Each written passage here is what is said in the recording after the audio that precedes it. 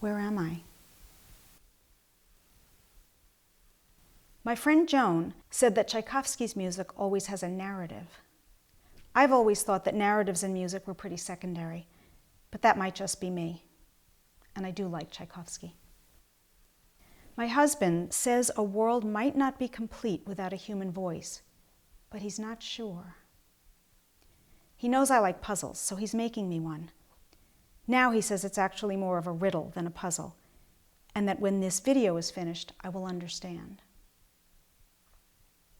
Quite some time ago, I think it's been close to a year and a half, he started stealing things from the house that he said we didn't need anymore, like a broken salt shaker made in the form of a little turkey that was once used for Thanksgiving. I guess when things break, you have to let them go, even if they contain memories. So I reluctantly agreed. Sometimes I think about how things are made. How did weaving get started, or bread making? Was it trial and error? Did someone decide to invent a razor or a toothbrush out of the blue? It's hard to believe that anyone set out to invent a loaf of bread, don't you think? And how did we humans get made? Stephen Jay Gould said, "We are glorious accidents of an unpredictable process." If not bread or people, how about shoes? Did they evolve? I love shoes. Sometimes I have to dispose of old ones to make room for the new. The first shoes must have been tough to wear.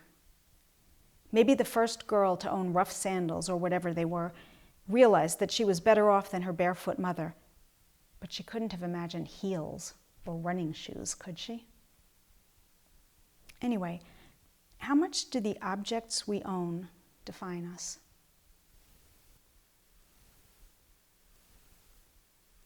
Stephen Wright said, "I have 2 pairs of reading glasses. One is for reading fiction, the other for nonfiction. I've read the Bible twice, wearing each pair, and it's the same." Did you ever wonder where your domestic life ends and that other bigger thing called the world begins? I wonder if there is a line. My house has a lot of things in it. Too many things. Most of them were made by someone, but I also have a dog. And there are mice sometimes, and even bats. And as far as I know, they weren't made by anyone. When a screen is broken, bugs come in through the same window as the fresh air and the sunlight. And you can't really say that those are part of my domestic life. At least most people don't think that way.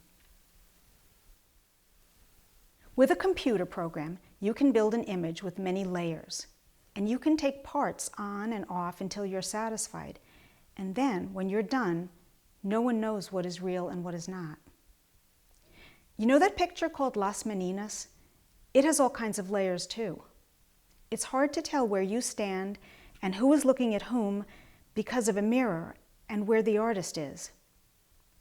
No one is sure what it means, but I guess people have been thinking about reality for a long time. Did you ever notice how beautiful rocks are, especially if they're polished?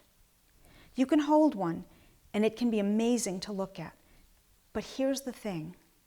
As great as that rock might look in your hand, it was once part of a much bigger one that was just as beautiful, though it was more complicated and took up a lot of space. There are stories in it, because it took so long to make. When you think about the world, do you think about people? It's not clear what we mean when we say the world. I wonder. In the news on TV, when they talk about the world, they always seem to mean people. You know, what people are doing to each other, or with each other, mostly. Things like coral reefs and bison hardly get mentioned. They are the world too, aren't they? And when you look up, there is the moon, and beyond that the planets and stars. But I guess they are all part of something separate called the universe. At least that's how everyone seems to think of it. I wonder which most people think is bigger. Cosmologists and physicists say that several universes might exist simultaneously. Time seems to be really important to these people. I don't think they see things in the moment like most of us. I mean, what is the duration of a hot shower or a human life compared to the formation of a galaxy or the collapse of a star? If you look into a microscope at some kind of living material, it can be so complicated that it makes your head spin. How is all that stuff put together? There's a whole world in there. Imagine things so small being so huge. More than 99% of all species that ever lived on the earth are estimated to be extinct. Biologists think that's like 5 billion species, which is very many. This sounds like something those cosmologists might think about in their spare time. Geologists too, I bet. Do you remember that scene in Annie Hall when Alvy is a little boy and he complains to his mother that he's depressed because of the expanding universe and what's the point? And she responds, "And what is that your business?" If you took the letters out of a crossword, would they stand on their own? I imagine there will always be the sun with its hot light, and the moon, the oceans, and the blue sky. And probably, when we're gone, there will still be fleas and bacteria, and maybe some small mammals, but I'm less sure about that. It should be peaceful. And there will always be memories somewhere, in the stuff we leave behind, or in the rocks, depending on how long you wait.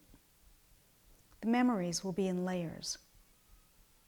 How do memories recede? And where do they go? Do they stay forever? Where will I be? Where am I?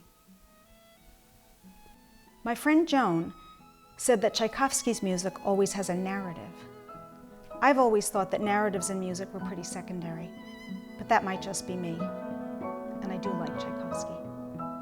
My husband says a world might not be complete without a human voice, but he's not sure.